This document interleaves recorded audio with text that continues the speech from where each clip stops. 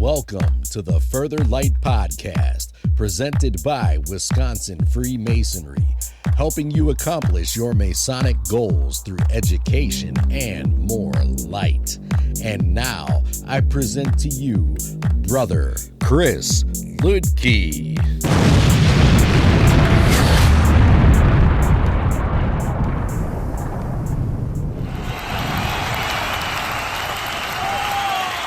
Listeners, scholars, brothers, this is Brother Chris Ludke, and today I want to talk about William Preston.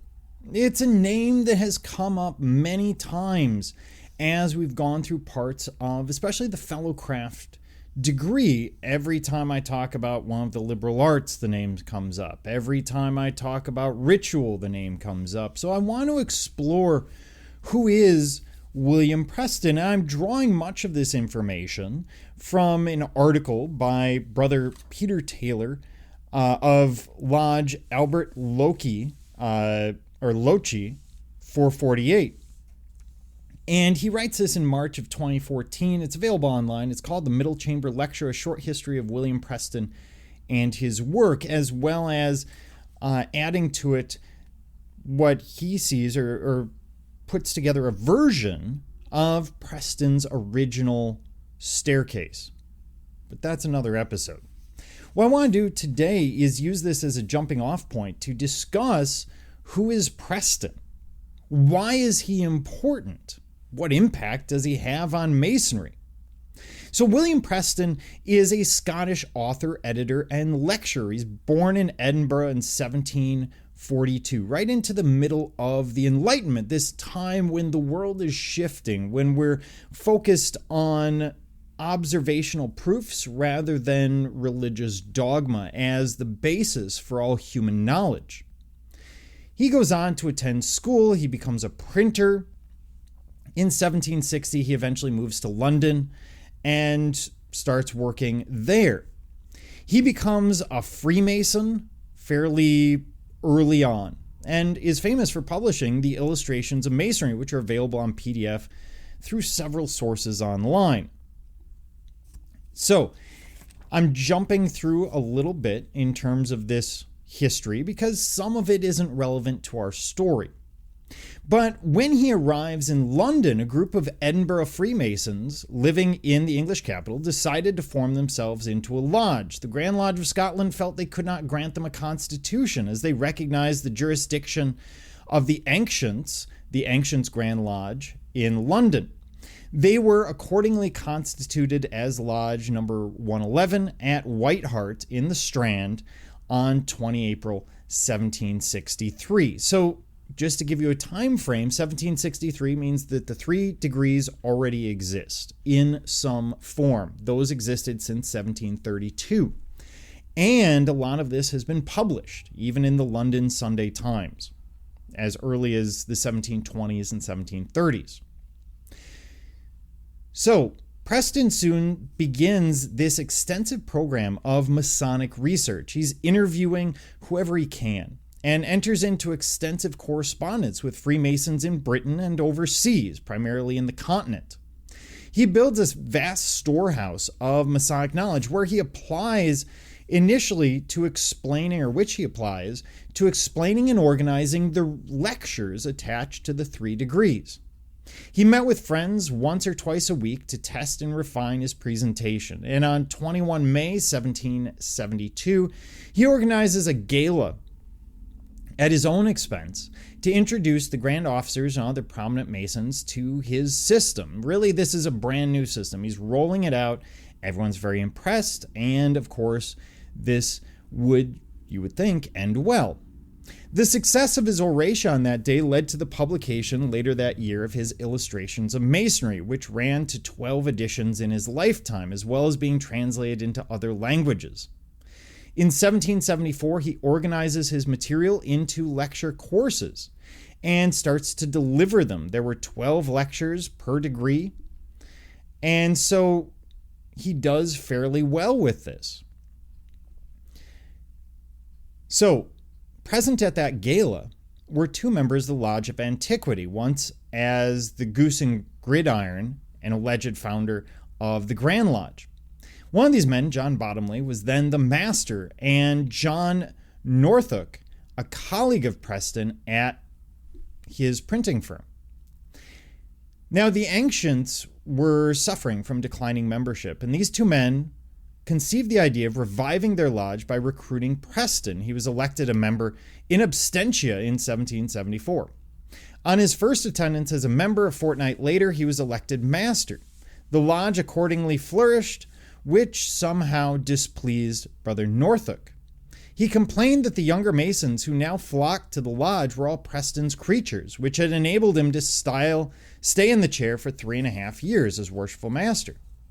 During this period, commencing in 1769, going back a little bit, Preston became assistant grand secretary and printer to the society.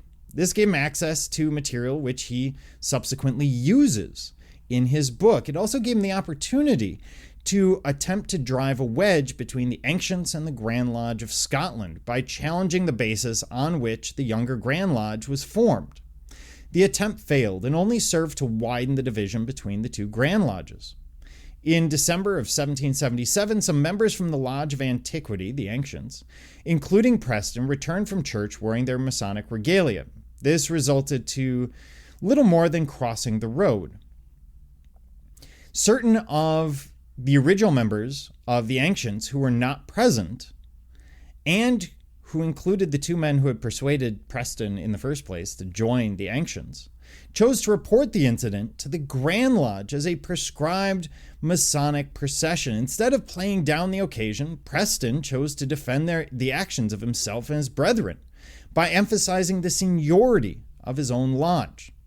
As the Goose and Gridiron, Antiquity, the ancients, had been one of the founders of the Grand Lodge, Preston argued that his lodge had only subscribed to the original constitutions and subsequent rulings do not apply to them.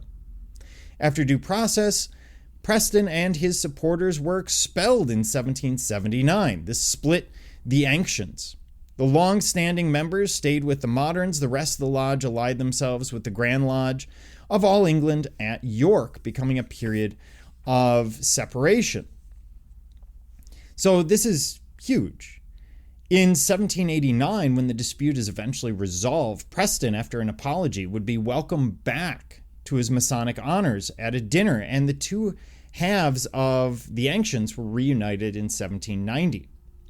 His expulsion, Preston's expulsion from Grand Lodge, signaled a great reduction in his contribution to Freemasonry. As we could all imagine, if you've just been kicked out because you took a stand with something, you're probably not going to continue writing and contributing to the fraternity that you see as having potentially mistreated you, to put it in probably far too simple terms. He had been absent from the lodge for a year when he resigns in 1781. His brethren persuade him to return 5 years later, which halted another period of decline. He claimed to have warranted several lodges in the period of exile in a rebel Grand Lodge, but only 2 have been verified. About the time of his readmission to the moderns, he founded the Order of Herodim, which was a vehicle for his own ideas about Masonry as expressed in his lectures. This, of course, will die out in about 1800.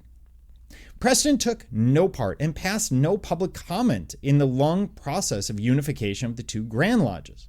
His major Masonic legacy must be considered to be his illustrations of Masonry, which continued in new editions until well after his death and after a long illness in 1818. While Preston is remembered as a Masonic scholar, few modern Masons have actually read his work. His history of Freemasonry is every bit as far-fetched as Anderson's, although it starts far later, and his lectures and explanations must be read as a work of its time, relating the Freemasonry of the late 18th century to the people of the time. And remember, at the time, Freemasonry is for the upper class. You wouldn't see blue-collar Masons. He's relating it to people with an education level that is different than ours, with a socioeconomic status that would be different than most of ours.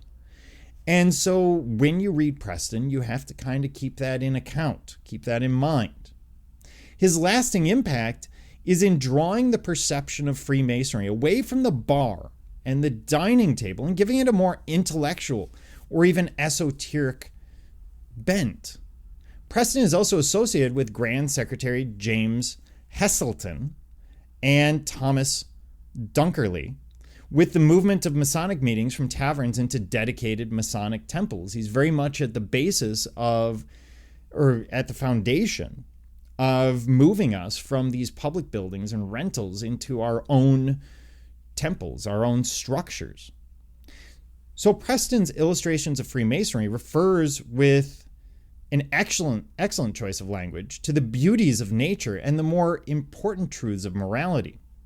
The second section of his illustrations provides employment for the leisure hours, traces science from its original source, and by drawing attention to the sum of perfection, we may, as brothers, as Brother Preston tells us, contemplate with admiration the wonderful works of the Creator. And for the Americans, which is the vast majority of this audience, Preston's work will be adopted by Webb. Webb will make a few alterations, and that is the basis of the work that we deal with today. The old Preston staircase is extensive, and as I look at it here, is somewhere around 8-9 pages, or double or triple the current staircase, at least what we see in Wisconsin. And it's a beautiful work, and I really do encourage anyone to go out and read it. Take a look at it. Understand it, or try to understand it, keeping in mind that the language used is the language of the late 18th century, and it's the language of the educated elite at the time. So you need to contextualize it. It's kind of like reading Shakespeare. But if you really look at it, paragraph by paragraph, sentence by sentence, there is an incredible beauty to it. This is a man who dedicates himself entirely to what he sees as the improvement of Masonry, and this doesn't end well for him. Of course, he will be in and out of the lodge a couple of times, as we've seen. But it's this amazing dedication to the craft that allows us today to consider many ideas that we may not have considered otherwise. To consider the human senses and how they relate to Masonry, or to think about the 5 orders of architecture. What other organization offers that? Where else do you find that sort of esoteric knowledge? And it's a beauty of Masonry. It's not what everyone's here for, and that's fine. Some people are here for brotherhood. Some people are here for other things, and that's fantastic. But sometimes it's useful to really go back and look at the development of this fraternity, because it helps us understand who we were. And if we know who we were, then maybe we have some insight about where we're going, or deeper lessons into self-improvement. Either way, I encourage you to look up and find the Preston Middle Chamber. Find some of the old work, look at it, not in comparison, not to say, hey, this is what it used to be, but for your own enlightenment, for your own development, for a better understanding of what Masonry really can be. Thank you for joining me, Brother Chris Leakey, and the entire Further Light team on your quest to find more light through Masonry. Are you interested in learning more about Freemasonry in Wisconsin? Visit wisconsinmasons.org to learn more about Masonry and access further educational content and more light. Once again, that address is wimasons.org. Any questions, comments, or suggestions, please email us at education@wisconsinmasons.org. And thank you for listening.